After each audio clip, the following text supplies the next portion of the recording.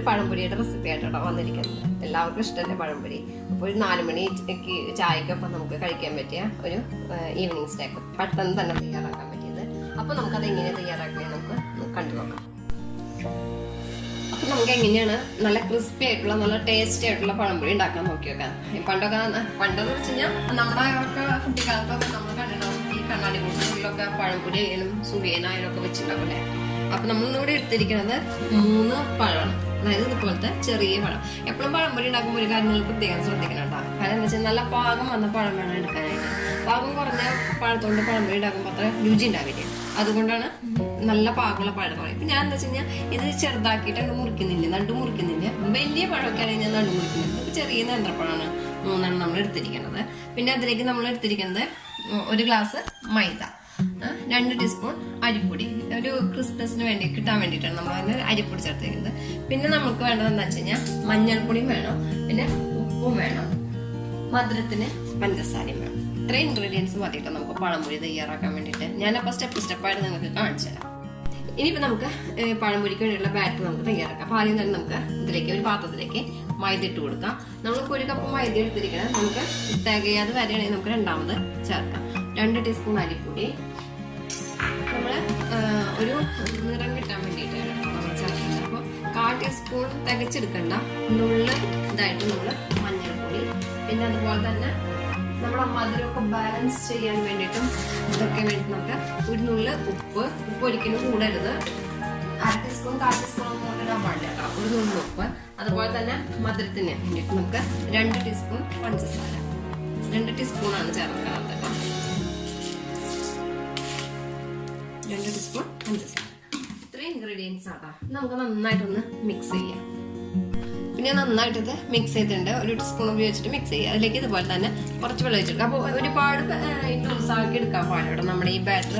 കാരണം എന്താ വെച്ച് കഴിഞ്ഞാൽ ഒരുപാട് ലൂസ് ആവണമെങ്കിൽ അറിയാം പഴംപൊരിയുടെ ഈ കോട്ടിംഗ് ഒന്നും പിടിക്കില്ല.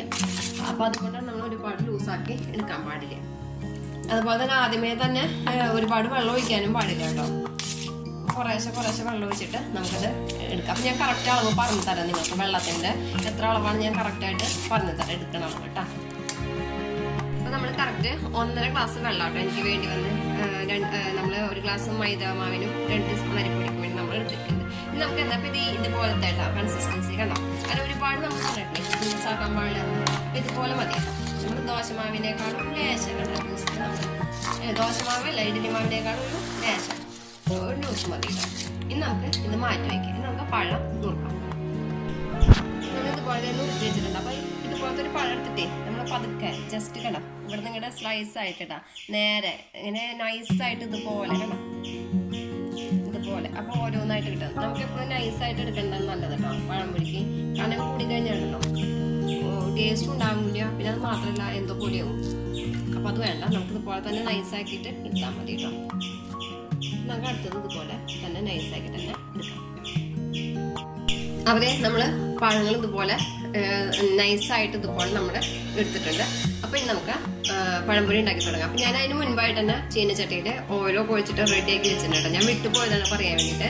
നമ്മൾ തയ്യാറാക്കണേക്കാൾ മുൻപ് തന്നെ ഒരു ചീനച്ചട്ടിയിൽ കുറച്ച് നമുക്ക് അതായത് ഈ പഴംപൊരി വറുക്കാൻ ആവശ്യത്തിനുള്ള ഓയിൽ ഒഴിച്ചിട്ട് ചൂടാക്കി വയ്ക്കുക. അപ്പോഴേക്കും നമ്മൾ ഇത് എല്ലാം ചെയ്ത് വരുമ്പോഴേക്കും നമ്മൾ ഓയിൽ ചൂടായിട്ടുണ്ടാവും. അപ്പോൾ നമുക്ക് ഉണ്ടാക്കി തുടങ്ങാം. അപ്പോൾ ഇതുപോലെ ഓരോ പഴം ഈ മാവിലേക്ക് നോക്കിയിട്ടുണ്ട്.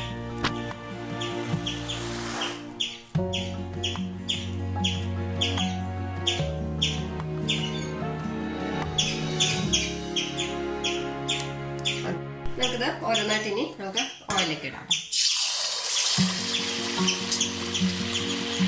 ഓയിലൊക്കെ ഒഴിച്ചിട്ട് ഹൈ ഫ്ലെയിമിൽ വെക്കുന്നത് കേട്ടോ. ഓയിൽ നന്നായിട്ട് ചൂടായി കഴിഞ്ഞാൽ പഴം പെട്ടെന്നാവും. അപ്പം കൂടുതൽ വേവിക്കുക, പ്രത്യേകം ശ്രദ്ധിക്കണം.